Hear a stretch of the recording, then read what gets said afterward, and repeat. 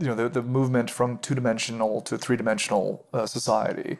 I think there's going to be so much amazing opportunity associated with that, right? So most people like to think of delivery drones and dropping packages off as the be-all and end-all, but there's so many other opportunities that are going to be creating new jobs and creating a new environment. So as I started to touch on, the notion of air traffic control at 35,000 feet is entirely different than operating with birds and plastic bags and people kite surfing and all kinds of other fun things that they do.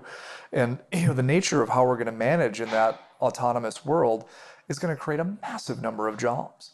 Right? Because that's one of the things that creates the fear. But what should happen with the fear is it should be translated into the opportunity and say, well, if I'm fearful of these things happening, then what are the skills and jobs that I need to create that are going to put the moral and ethical bounds around this fear? And that's, I think, what we don't perhaps spend enough time on is we tend to expound upon some of the downside risks.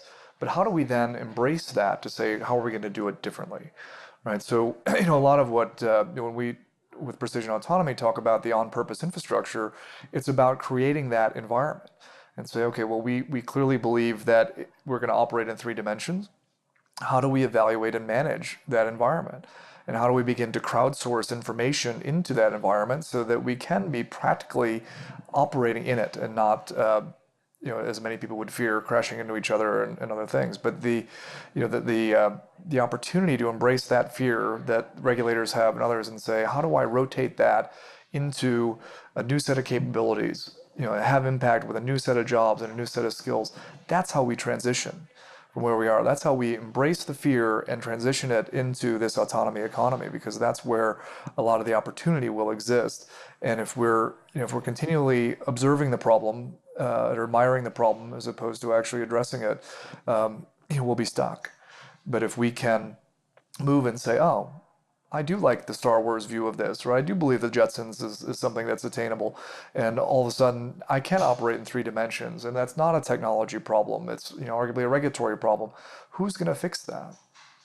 I can fix that, right?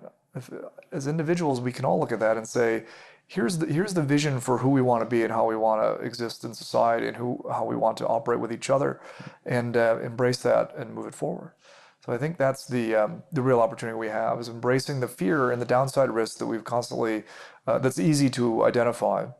And instead of observing that problem, embrace it and move it forward with a set of technology and capability and empathy that will allow us to advance.